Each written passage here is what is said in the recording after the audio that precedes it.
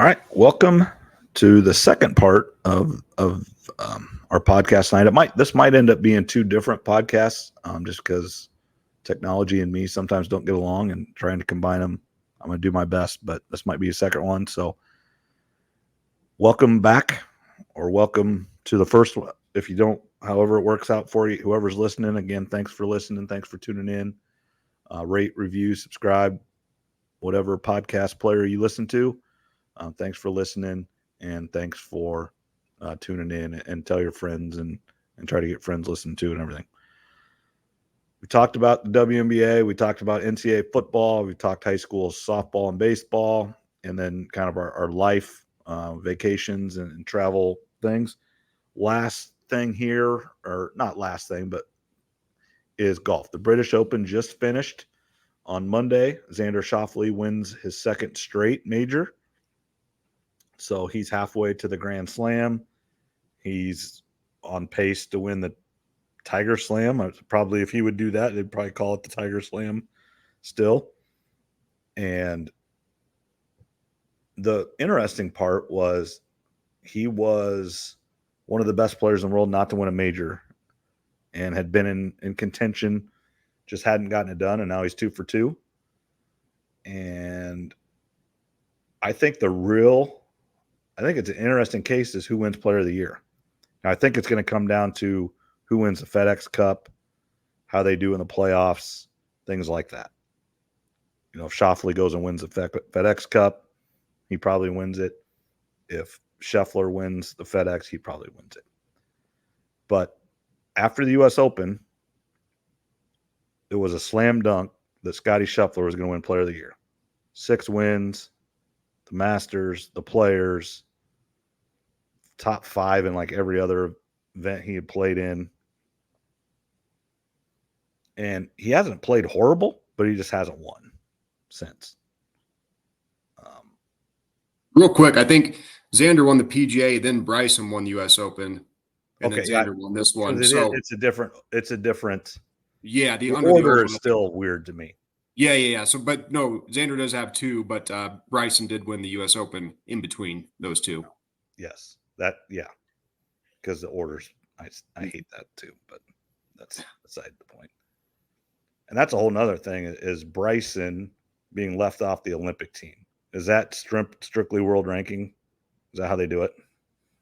I believe so. I believe since he doesn't play enough PGA events or whatever, he doesn't get enough points for the rankings. I think that's the reason why. You should be on it. And here's another kind of little off topic here, but you need to watch Bryson DeChambeau and Donald Trump try to break 50 from the Reds. They play the red tees, and Bryson has done this with other people as well, but he did the one with Trump, and I watched it the other night. It's good, and it's interesting, and Trump can play, or at least it made him look like he can. Yeah, Bryson does that with a bunch of people. I think I saw that one. I was going to check it out a little bit. It popped up on my YouTube feed as one of the suggested things. I think it had like already 4 or 5 million views, so I'll check that out a little bit. Bryson does it with a bunch of people on there, and he'll keep doing that. But yeah, I know he tries to break 50 from the Reds with whoever he's playing with. Yeah, it was, obviously being from the Reds, Bryson can drive every par 4, and that's what and he hasn't broke 50 yet. He's shot 50, but they have not broke 50 yet. So and I'll just say that it was very close. They played really well. There we go. Yeah, was Xander, winning this, a few months ago, he was obviously one of the best players and never won a major. Now he's halfway to the career Grand Slam. And I did have a couple questions for you. Let's just, I guess, start out with that. And he does have an Olympic gold medal. He won the Olympic gold medal. Yeah. There's only been 5 players to win the modern Grand Slam in golf. So history tells you that it's probably not going to happen for him, just because 5 have only ever done it. But a couple things to pay attention to. The other tournaments that he hasn't won yet, the Masters, he has a tied for second finish, and I think 3 or 4 top 10s in his career. And the U.S. Open, he has a tie for 3, and I think 5 top 10s. So some players, there's certain tournaments they're just not good at. Xander's good at all of them, and he's pretty consistent. So I do wonder if, after winning that PGA Championship, if the floodgates are just going to open up and he goes on a 2 or 3 year heater here. He could. When I was watching the Open, and I saw a thing, and I'd seen it before, but it just still baffles me. And I may be a little bit off here, but Jack Nicklaus from like 1965 to 1980. It's like 15 years, and the years maybe maybe it's 63 to 79 or whatever it is. About 15 years, he never got worse than third at the British Open at the time. Yeah, that's probably one of the most impressive stats of all time right there. Now, there's a little bit to that. One, I don't know how many of the PGA Tour guys went over there every year. It wasn't like today where everybody goes everywhere, especially in like 1967. Now, by 1980, probably most of them are all going. But yeah, I mean, it's some of the stats that Nicklaus has is unbelievable. But yeah, and Sunday, you get up, you turn it. What I like about it is you wake up in the morning at 7 o'clock in the morning, and you turn it on, and it's on. I love it. Instead of waiting until 2:30 in the afternoon, and it's over by 2 o'clock, so then you can go do stuff. And really, Saturday was awesome. The weather sucked, and just watching everybody struggle and do the best they can. But Sunday was just, I mean, Horschel and Rose shot 68 and 67, 3 and 4 under, and really were never even close because Schauffele just went about his business 5 under, no bogeys, 5 birdies, just went out and took it. Yeah, he played basically flawless golf. He had a chance there at a 30 on the back nine on Sunday, which is pretty remarkable. And yeah, you're right, it is nice. I mean, the TV coverage starts right around midnight, depending where you're at, and right. goes till I was up, and I was like, well, should I just stay up for another and watch at least the first group tee off? But yeah, if you feel like if you wake up in the middle of the night and you can't get back to bed, that is the one nice thing it's on. So I think Xander's actually got a pretty good chance at maybe getting it. It is going to be tough though, and let's just say, for example, if he does go win the Masters next year at Augusta, the first major of the year, they'll have 3 of the 4, but then that's going to put a whole new pressure on him because then you've got that one to go. And we've seen it with Rory specifically. When Rory was younger, I think most everybody thought, yeah, he's going to do it. And it's been however many years since his meltdown at Augusta. Now he's still got time to accomplish it, but it seems like for him, it's just a mental thing. He either has one bad day or a bad 9 that takes him out of the Masters anymore these days. And it's just too much ground to make up. So if Xander does get to that third one, then it brings a whole new pressure in because then you've got the one and final to go. We saw with Phil, his entire career, however long it was, chasing that U.S. Open. And he was pretty open about it later in his career. He's like, yeah, it's the only tournament that truly matters. It's all I think about. And he just was never able to do it. Yeah, because so McIlroy is the Masters, right? He's got the others. And Spieth, it's the PGA. Those are the 2 that have 3 of the 4, right? Is there anybody else? Yeah, I think Spieth is the PGA. I'd have to go back and look, but Rory's for sure the Masters.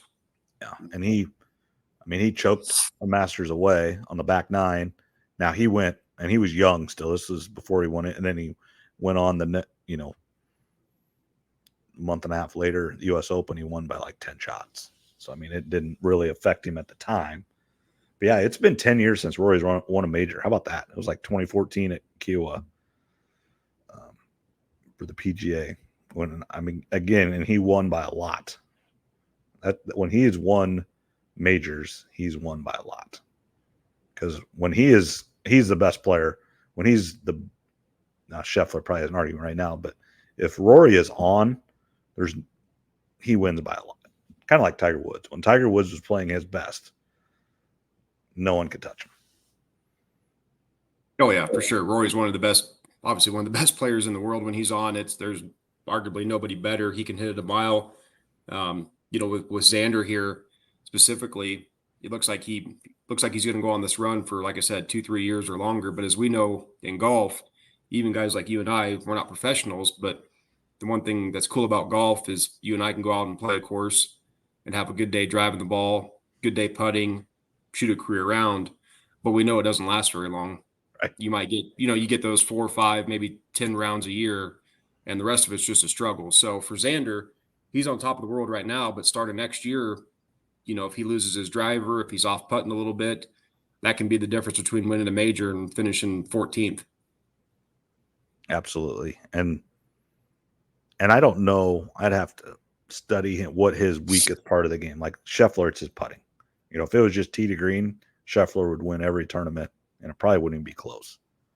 He's such a good ball striker. But I don't know what Xander's weakest part of his game is. I just don't know. I haven't studied him enough or whatever. There isn't a weakness right now. It doesn't seem like. Well, just like Scheffler's putting much better, which is why he's won 6 times this year. Yeah, and that leads us into the question is, who's the player of the year? Because you mentioned it was runaway. Now it's actually close, and who do you want? Do you want the 2 majors, or do you want Scotty's year where he won the Masters, the Players Championship, which I think we all agree the Players is the 5th most important tournament of the year, and then I think 4 other tour wins. And I think it's 4 other elevated events too. It's like the World Golf. It's not just regular events. He's won the big time events, and then just the money leading. He's won the most money as well, which is important. Yeah, it's a good debate. I mean, how many PGA Tour wins is a major victory worth? Is one major victory worth 5 PGA Tour wins, 6, 7? It's got to be something like that. So, and then, again, listening to 8 hours of podcasts on the way home, if you ask a PGA Tour player before the year starts, 2 majors or 6 wins, they all say 2 majors. And that's the only, I think, and that is the only 2 wins Xander has, I believe, this year. They would all say 2 majors, every single one of them. And that's who votes on this, on Player of the Year. It's the players. So, like you said, it's close. And I think essentially, I would say right now they're tied. And we'll see how it finishes up here in the next month. Yeah, once they get to East Lake there in Atlanta for the end of the season, that whoever finishes higher, that might just be the X factor for the voters. But the one thing I said, Scotty does have going. He did win 1 major, and then the Players Championship. Right. So the Players Championship is not just any regular PGA Tour win. So that makes it much closer, in my opinion. But yeah, if I had to vote, I'd probably give it to Xander just because the majors are so important. When you look back in history of all the great time golfers, the first thing we look at is major victories. It's kind of like the Super Bowls of quarterbacks and all these other sports. You start there, and then you kind of go down the list in golf. Then PGA Tour wins is next. Top 5s, top 10s, all those different things that we look at. But it does start with the major championships. Absolutely, absolutely.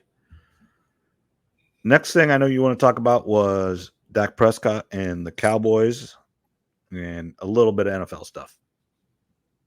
Yeah, so the whole Cowboy thing, CeeDee Lamb sitting out, and it's turned into a little bit of a mess. At first I didn't know if they were going to get something done with Dak. Then I thought they might. Now I don't know if they're going to. They might make Dak play out this final year. And if you go back and look at that playoff game that the Cowboys had versus the Packers, from the very first play, Dak and CeeDee Lamb looked off for some reason. Now, CeeDee Lamb finished with some good stats. Part of that was they were down in the second half, kind of stat padding a little bit, trying to come back. But something was off with those two. And then I think a couple weeks later in the offseason, CeeDee Lamb's mom was tweeting about Dak, or his family members were, about how you can't win with him. So you got that going on. And then if we just look at the Cowboys timeline, Dan Quinn leaves, their defensive coordinator. That's something that not a lot of people are talking about right now. The draft, they didn't draft any running backs. And just looking at their depth, if they were to lose CeeDee Lamb to an injury, or if he sits out, now they'll get a deal done, but their third wide receiver is Jalen Tolbert. He had 22 catches last year. If you go down the depth chart, it's Jalen Brooks, Kevontae Turpin, Ryan Flournoy. At running back, you've obviously got Zeke, who they brought back, but they lost Tony Pollard. Zeke is not a quality starting running back anymore. He's a spot duty, but you got Rico Dowdle, who had 361 yards last year, and Deuce Vaughn, who had 40 yards rushing. That's their depth at running back. Deuce Vaughn. So they're McCarthy's on the last year of his contract, and if you look at the three big guys that want to get paid, obviously CeeDee Lamb's going to want to get paid about $35 million per year. That's going to be the number, give or take, pretty close to that. Micah Parsons is going to want to be around $35 million a year as well. And unless something changes, Dak's going to want to be around $60 million a year. So if you were to be paying all three of those at the same time in a given year, that's $130 million against a $255 million cap for three players. So I think there really is a chance that Jerry Jones has just said enough. You know, they did a poll with the Cowboy fans actually, and they said the most overrated player on the team is Dak Prescott. They've seen enough of him in the playoffs, and part of me thinks maybe Jerry Jones is going to let Dak and Mike McCarthy play out this year, and if it doesn't go well, McCarthy's gone for sure, and maybe Jerry decides to bring in Bill Belichick and say the team's yours. If you want Dak, we'll re-sign him. If not, we'll let him walk, and we'll go with maybe Cooper Rush, Trey Lance, bring in a free agent or draft a guy. The more this drags on, the closer that's getting to be a reality. Absolutely. Have you watched any of the Hard Knocks with the Giants, the off-season one? I watched one episode. I've just seen the clips of it, but I haven't watched any of the episodes yet. Maybe I haven't even watched a full episode yet, but what I watched was pretty interesting, and it was all about, you know, they're talking about salary cap, and you know what's crazy is Daniel Jones takes 40% of the salary cap. Yeah, and he's not very good. I was a believer in Daniel Jones, and I was wrong on that one, but taking up that much cap space, yeah, I heard they were looking at other quarterbacks. They were trying to make a deal with the Patriots to get to 3. Obviously, probably there to move up and get a quarterback, obviously. But yeah, when you got a quarterback like Daniel Jones taking up 40% of the cap, it really handcuffs what you can do, which is part of the reason why they lost Saquon Barkley in the offseason. Right. And I think they didn't think he would go. I think that was some of it too. I haven't got all the way through it yet, but just the little bit I was watching, I don't know if they thought he would go, and they thought maybe they could get him cheaper. Yeah, from everything I've read and seen, it sounds like they were a little bit arrogant about it. Thought they could just lowball him and get him back, and he's gone to a division rival. And that's one thing a lot of former NFL coaches and execs have said. If Saquon has a big year, somebody in New York's probably getting fired over it. I would say the Mara family wasn't happy about losing him. Right. So, like I said, I haven't watched. I don't even remember if I watched the whole episode, but it was just interesting how, obviously the GM and the coach came from Buffalo, so they're kind of tied, and how they're kind of tied to Daniel Jones, and we'll see. Yep. Nope. We'll see how it turns out, but nope. That's all I had for tonight. No, it's the only thing, college football is getting close. All the media days are happening. Interesting. Obviously last week was the Big 12, or week and a half ago, whatever it was. Big 10's right now. ACC's right now. SEC was a few days into last week, I believe. And everybody's going to win the national championship. Everybody has the most together team. Everybody has the best team they've had. Everybody's bigger, faster, stronger. And with these big leagues now, some of these teams are going to have to lose. And I think it's going to be hard for some of these teams to get that and understand that they are going to lose, because, they could go 8-4 and be a real Florida is going. I'm going to use them as there's some people saying that they might have the hardest schedule in the history of college football. They go 8-4. They're a great team, but it's not going to be good enough for their fan base and everything. Yeah, certain fan bases, it depends on the schedule. I did see that the Florida Gators had a really tough schedule. I can't remember when I saw that. It was a while back, but I'll have to go back and pull it up. But it did look like one of the toughest schedules I'd seen on paper.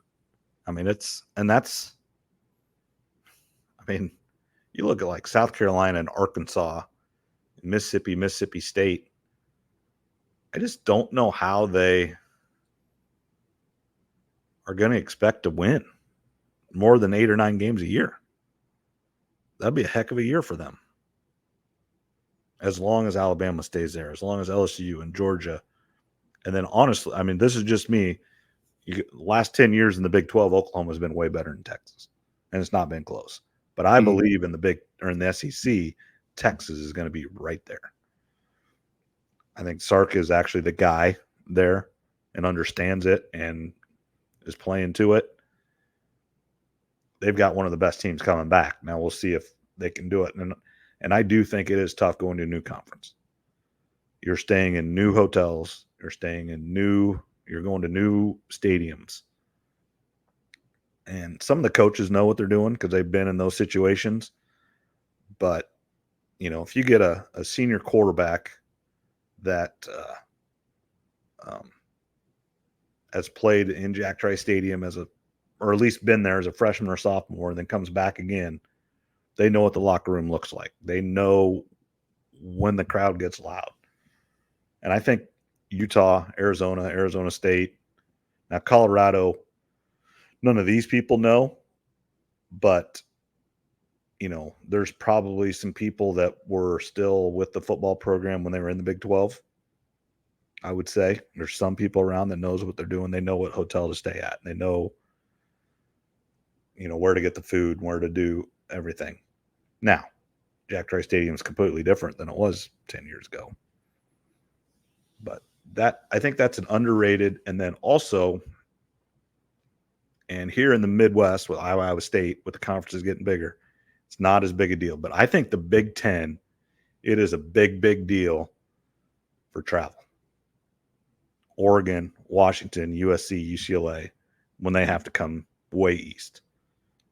Or Rutgers has to go way west. That is, or Penn State's one of the teams that's, picked to maybe win the Big Ten. I think they're a third, a very solid third. It's Ohio State, Oregon, and then it's Penn State. And I don't know Penn State's schedule, but they got to go to Oregon and play. That is tough. And I know Stanford and Cal, who are in the ACC, they got a bigger plane. They're leaving on Thursdays. I mean, it is going from west to east, I believe, is harder than east to west because of the time.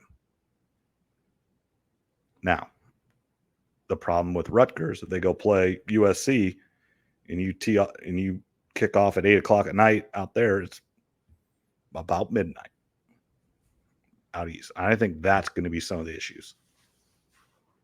And these aren't grown professionals yet. They're professionals. I'm going to call them professionals because they're getting paid now. But they're not grown men. They are kids still. Technically, 18 to 22 years old. They still go out with their girlfriends or play video games till probably too late in the night. Yeah, the travel is going to be something there, especially for the Big Ten, as you mentioned, compared to the SEC. As far as going east and west, that's just something they're going to have to get used to, and it will be tough going, traveling to Oregon or to Washington or vice versa the other way. So I think if the TV networks are smart, you're going to start try to schedule out the games all day. So hopefully you don't get one that's too late at night. If it is going to be too late, hopefully you can start a little bit sooner. But that'll be a whole. People have talked about the advantages though too, where you get those Big Ten matchups from first thing right at lunch all the way at night. So it just depends on the week. There will probably be some weeks where it doesn't work out perfectly, but that's what happens when you join all these conferences, all these teams in these different locations and different time zones. This is some of the drawback to it. Well, you look at now Iowa going out west or east isn't as big a deal, but Iowa goes to UCLA on a Friday night this year. That's weird. Are you leaving Wednesday? I would probably to get your time. Obviously it's going to be a night game, so you're not starting before 7 or 8 o'clock out there on a Friday night. I wouldn't think. They may start. I bet they'll probably start around 6, since that'll be 8 Iowa time, 6 or 6:30. I know some of the West Coast games sometimes they will start a little bit earlier. I've noticed that on weeknights too. It would be a little bit difficult to get off work and get to some of these stadiums, but I have noticed out west they do that. So I would think they would put the time closer to 6 or 7 out there. That way it's not too late at Iowa. But Yeah, on a Friday night, I would think you'd probably want to leave Wednesday. That way Thursday you get acclimated, and then the game Friday. Right. Yeah, I know now this is completely different because it was essentially a home game for Iowa State just because of the fans. But when Iowa State played UNLV just a couple of years ago in Allegiant Stadium, it didn't kick off till like 10 o'clock here. It was late.